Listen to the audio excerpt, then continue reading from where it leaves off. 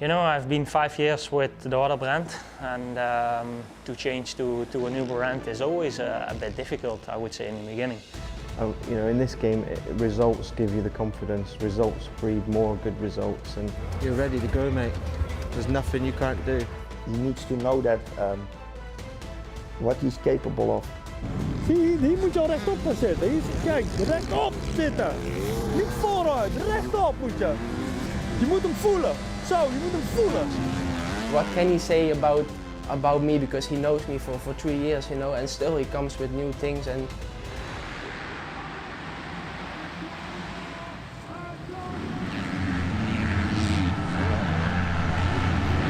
Renault. Well, it's going to be a big moment for him, isn't it? Win the overall here and match the Mason.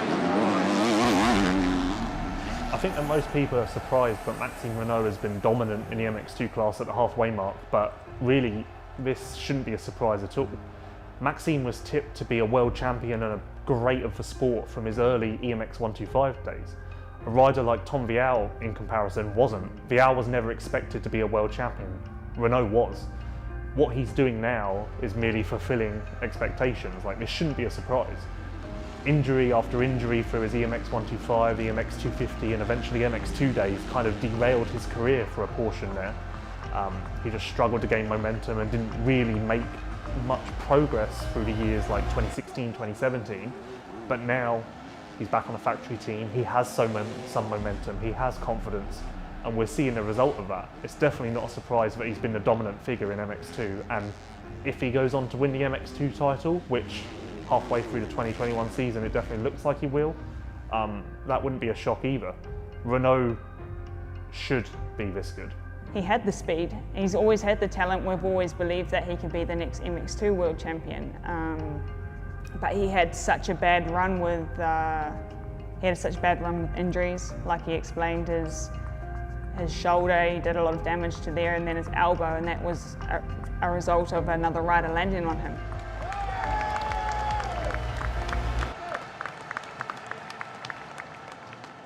Yeah, I think this is kind of a moment that made me just realizing I have one life, I have one career. I almost messed it up with a crash that was not even really my fault. A rider jumped on me, so I'm just trying to give my best every time I have my wheels on the track and enjoying, just trying to get as much pleasure as I can, and just playing, because that's all it is about, you know. And this is helping me for sure, because I see it as a second chance, and you don't have so many times a second chance, you know, so no pressure at all.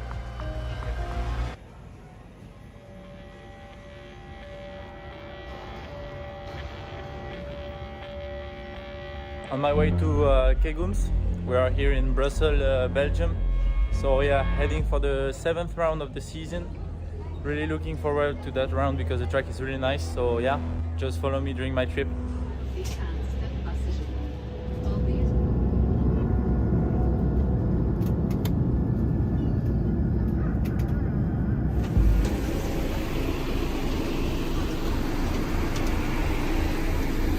Just arrived here in Latvia, in Riga, so it's now 10 p.m. We just take the location car and then we are going to our hotel and have a good sleep for tomorrow, Friday, going maybe at the track and have a little look at the layout. So yeah, have a good night, guys. See you tomorrow.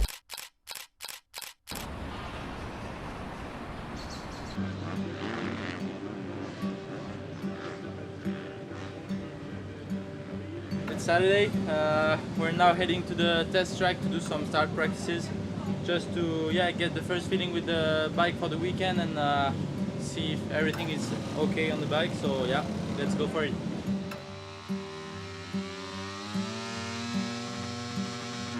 I had so much injuries, and one really big one in 2017. I was not even sure to ride again a bike. You know, I had some nerve problem in my left arm. And yeah, on those moments was really tough, but yeah, I worked as much as I could, and so now I enjoy even more being here, because yeah, I know where I passed through, and yeah, it's just full pleasure now and enjoying every moment of it. My name is Thierry van den Bosch. I'm training Maxime for 3 years and a half now. Going very well, you know, it's improving itself every year and a big step this year. And hopefully keep on going this way until the end of the season. Faudra que je vois, de toute façon je regarderai le mécanisme, mais il faudra que je vois comment je suis placé sur la moto à peu près. Je pense que je serai à peu près comme ça, je pense, à peu près, au niveau taille. Comme ça, tu le vois bien là. Track looks really nice, bumpy and yeah, sketchy some places, so really have to get the focus for tomorrow. Si tu arrives à vraiment cabrer celle-là, pour passer au-dessus, déjà tu gagnes de la vitesse et après c'est de la vitesse que tu gardes jusqu'au bout des vagues, quoi. Tu vois, si tu arrives à repasser au-dessus de celle-là et pas atterrir ici et faire pam et rebondir. Parce que si tu atterris là, les deux roues, tu peux pas faire grand-chose, hein, je pense. Celle-là, ou la scrubber ou quoi, faire l'absorber, cabrer ici un peu. Ouais. On va venir chercher. Et après là, réussir par contre à faire double. My expectations for tomorrow are for sure getting some really good points in the championship and keep on going on the same way of riding since the beginning of the year. So yeah, I'm just gonna now try to focus tonight and get ready for tomorrow.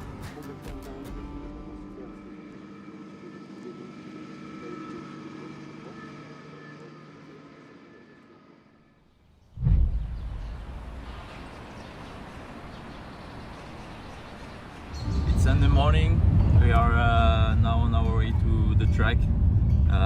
It's 7:44, so yeah, just getting ready slowly for the warm-up at 9:15 and then ready to start the day.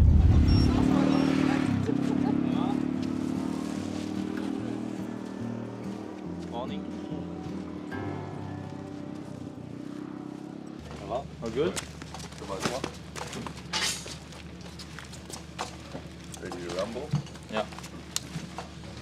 Ready. Okay. How are you? Alright.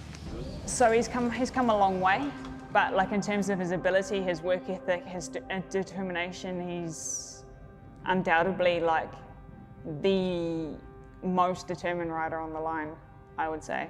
Yeah, now I'm starting the day with going to prepare my stuff a little bit and then going to the physio, so I'm gonna have just a little checkup and releasing a little bit some muscles and getting fully ready and fully focused for the practice to get some good feelings on the track, and then before both motos I will go back to the physio, have a little manipulation, let's say, and be ready.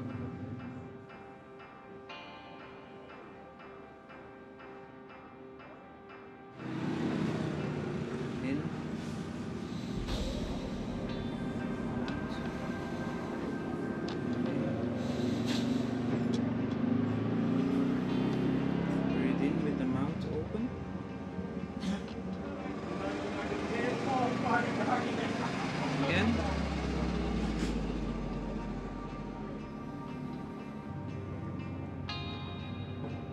Breathe in deep and out. Yeah, actually my arm is not 100%. I don't talk so much about it because I don't want to, yeah, there's no excuse. I mean, I'm used to it and it's not a problem for me as in the riding, but my left arm is for sure less strong than the right arm. I still have sensibility problem on my two fingers, on the index and yeah, the middle one. And so yeah, I'm just used to it now. You know, I don't feel my clutch with the two fingers. I just feel it a different way. You know, just not sensitive, but feel it as a movement. But I'm used to it, and it's not a big problem. I can perform on a high level with it, so this is not a problem. I'm just going through it.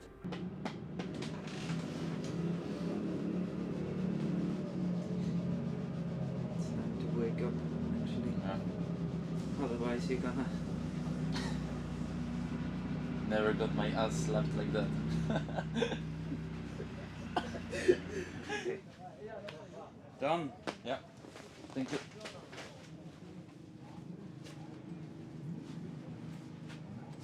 See you.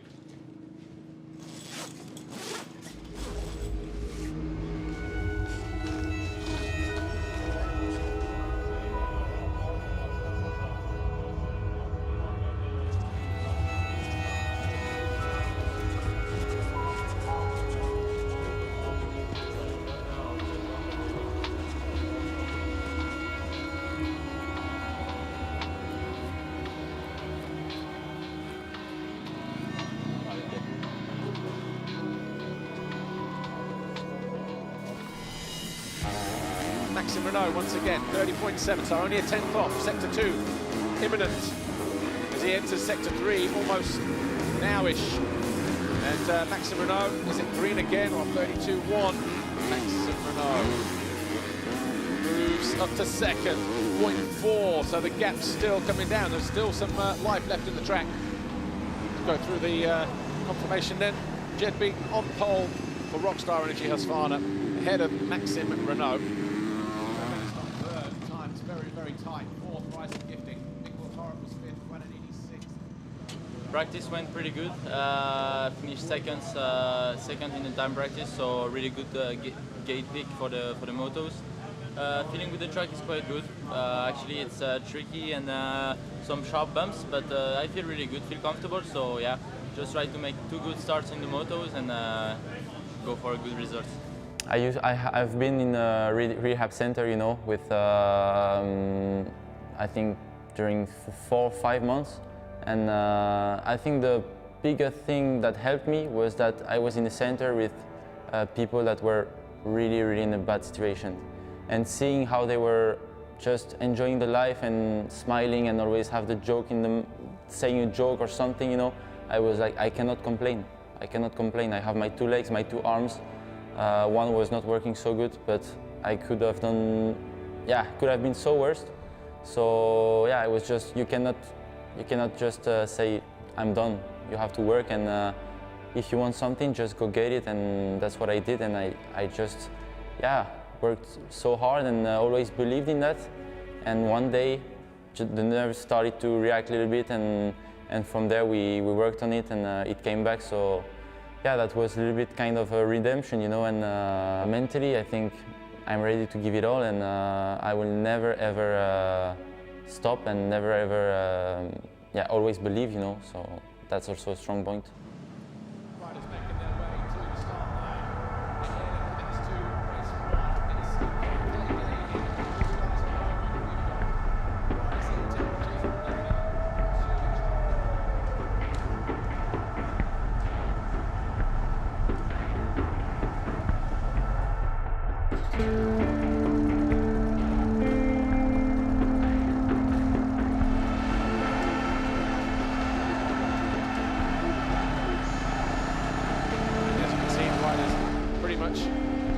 Ready to make their way to the start line from the waiting zone.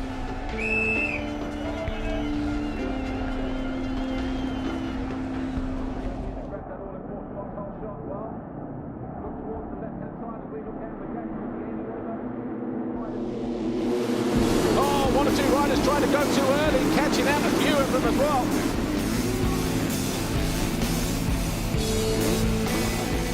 And Renault has snuck up the inside of Jorgo Kiers and moved into 3rd place. The gap, is it coming down this time around? Yes, it is, 1.2 seconds. A flying lap for Maxime Renault, 2:03.2 compared to 2:05 on the Italian. This is for the lead, and he does. He's got that corner absolutely die on Maxime Renault. On the home stretch. He came through a little bit of traffic at the beginning. He set fast lap after fast lap. He goes on to win race 1 here.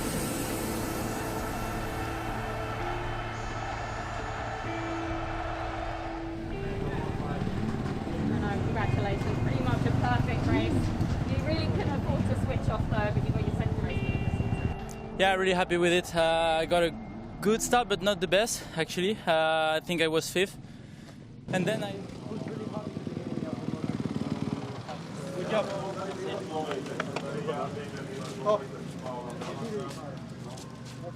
I'm surprised, but he's doing even better in the key moments of the championship. The right moment when the others are a little bit in trouble, bam, is there taking the most of the points. The moment where someone is popping up and saying like, maybe I can fight with him, bam, is winning a game. So he's doing it very, very well. I will not be surprised if at the end of the season he can win the championship. Yeah, for sure, this is something that's gonna make me feel complete. I mean, I worked for it since I'm a kid. I'm dreaming about it since I'm a kid. Getting that world title in 1 to 5 was also something that was part of the way of following, you know, and then getting those 2 injuries also get me a little slap in the face, you know, and wakes me up about, don't think this world title gonna come easy, you know. You have to work for it. We are so many young and talented riders in the world, and yeah, you just have to want it more than the others. And now I feel like I'm ready this year. I've put the job in, and but yeah, there's always a part of unknown, you know. So, but yeah, I have the red plate. I feel good. My bike is working really good. I feel in shape. We will see this season how it will end. I made a big push in the first 15 minutes, and then just cruise mode, so it was not pushing all the motor, you know. I tried to make some quick passes, and I think after 10 minutes I was second and charged to the front because he was already a little bit gone, and I passed him I think at half motor more or less. Made a little gap and was fine. There is your championship leader. Well, Maxime Renault started the day 26 points clear, and after beating Guadagnini, his closest rival, in race 1, that gap has now gone out to 29 points as we head into race 2.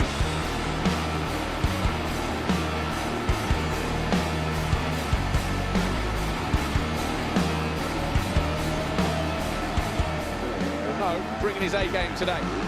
It's going to be the perfect day for the Frenchman. Took 3 points out of his rival Mathieu Guadagnini in race 1. He's going to take another 5 points out of him here in race 2. On his way down to the line then, Maxime Renault. He started at that 2.1 seconds clear. He's been pretty much immaculate all day. He crosses the line, goes 1-1 for the first time in his career. He wins the Grand Prix. Maxime Renault continues to lead the championship in MX2, and your overall podium today, Maxime Renault, Jago Kiet, Mathieu Guadagnini.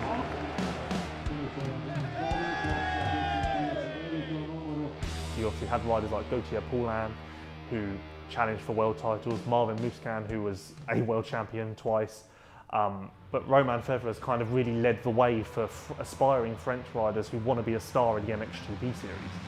He obviously his road to the top was unorthodox. He definitely did it a different way to most riders, but he's been the shining light for French fans for quite a while now.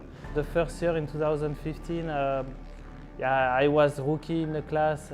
You know, you are coming, you don't expect anything. I was on the factory team with a new bike and everything. I was learning everything every time I was on the bike.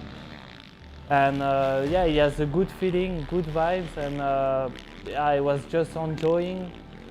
And when you are rookie, you don't care about so much the result, and you just try to get some experience. And then yeah, that year everything clicked, and yeah, we win many races, many GPs, and the world title, of course. So Romain Febvre is about to make history here. A rookie winning in the MXGP class. He wins the race. And he will now realise it. It was, let's say, mentally, it was maybe the easiest year that I had. But like to win, if I win at the end of the season, it will be 6 years after my world title, my first world title. So it can be for sure a good one, especially with all the hard years that I had in the past. And for my team too, because I think Kawasaki has never been world champion on the 450, so yeah, I would like, yes.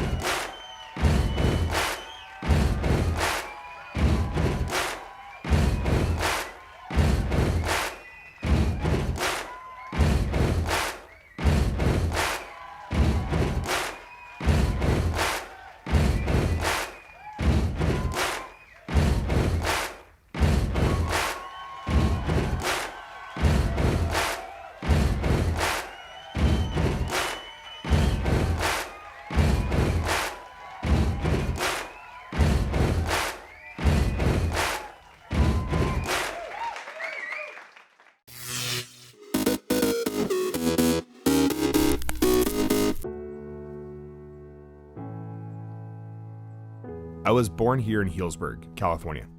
Growing up in a small town, I really wanted to experience the world. So I was very fortunate to be able to graduate kind of early and went to New York to the CIA. And from there, I really wanted to focus on culture. I lived and worked everywhere from New York to Los Angeles to Hawaii, Italy, France, Vegas, Napa, and now back here in Healdsburg. What I learned was the art of simplicity, the beautiful essence of clean food, how to make it simple, how to add complexity and depth of flavor. My brother and I were sitting having a glass of wine, and we finally came to the conclusion that we needed to start our own restaurant.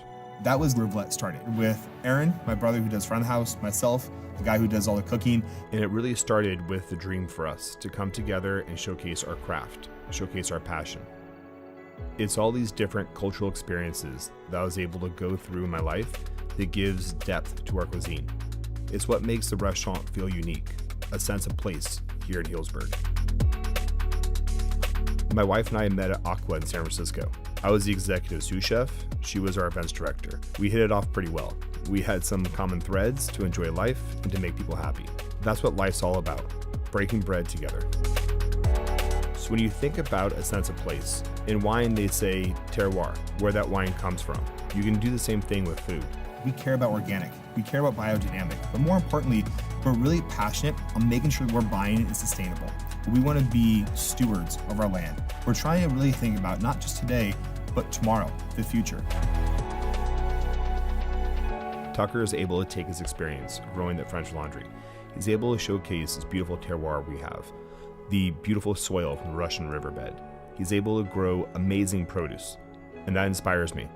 It inspires our chefs to push ourselves even harder. To me, this is my favorite part. We're able to showcase his craft. We're able to showcase the work of the farmers and the growers.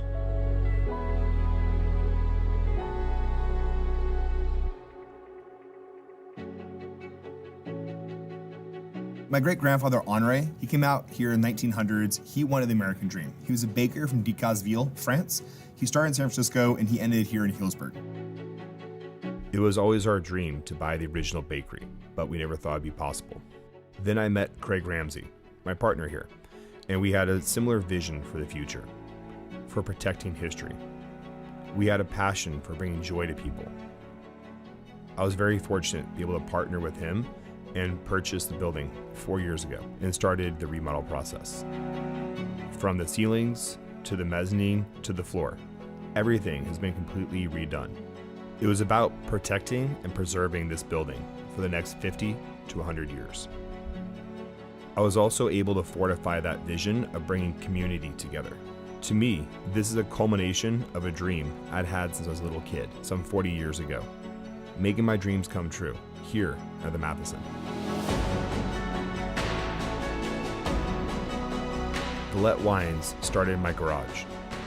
We wound up working with 3 of the top winemakers in the area, helping us produce our wines. We make the wine, we sit there and we eat food, we drink wine, we do this beautiful pairing, and we understand how synergistic this relationship really is. It's this enhancement of food and wine. That is the essence of the partnership between the winemaker, the vineyard, the farmer, and the chef. It's our community.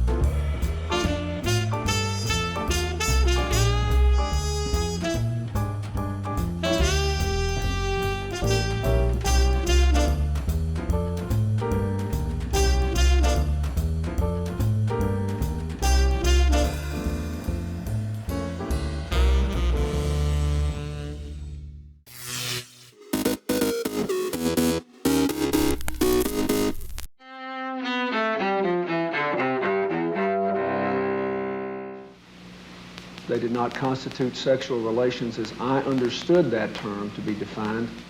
September 21st, 1998. TV networks air President Bill Clinton's federal grand jury testimony about his relationship with former White House intern Monica Lewinsky. During his testimony, Clinton defends his previous denials about the affair, at one point saying, "It depends on what the meaning of is." Was I embarrassed about it? Yes. Did I ask her to lie about it? No. Months later, the House of Representatives impeaches Clinton on charges of lying to a federal grand jury and obstructing justice, but the Senate acquits him the following year. 1981. In Washington, the Senate unanimously confirms Sandra Day O'Connor as the first female justice of the U.S. Supreme Court. 1866. H.G. Wells, author of sci-fi classics The War of the Worlds and The Time Machine, is born in Bromley, Kent, England. 1947. Horror writer Stephen King is born in Portland, Maine.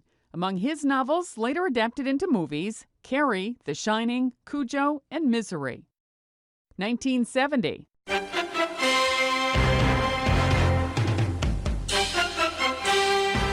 Are you ready for some football? Monday Night Football premieres, airing on ABC for the next 36 years before moving to ESPN. Viewers of the show's first game watched the Cleveland Browns defeat the visiting New York Jets 31-21. 1937. Welcome to Middle-earth. J.R.R. Tolkien's novel The Hobbit, a prequel to The Lord of the Rings, is first published.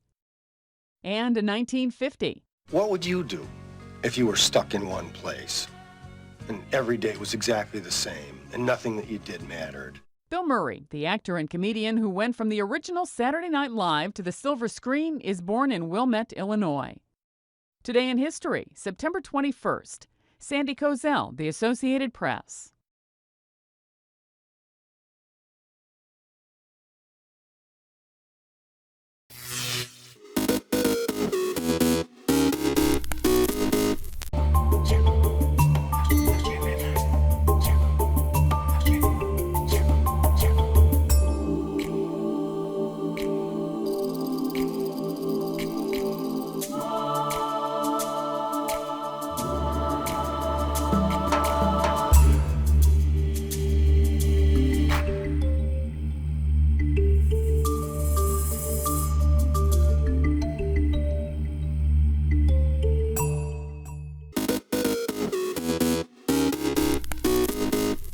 Welcome back in our studio, and in today's news,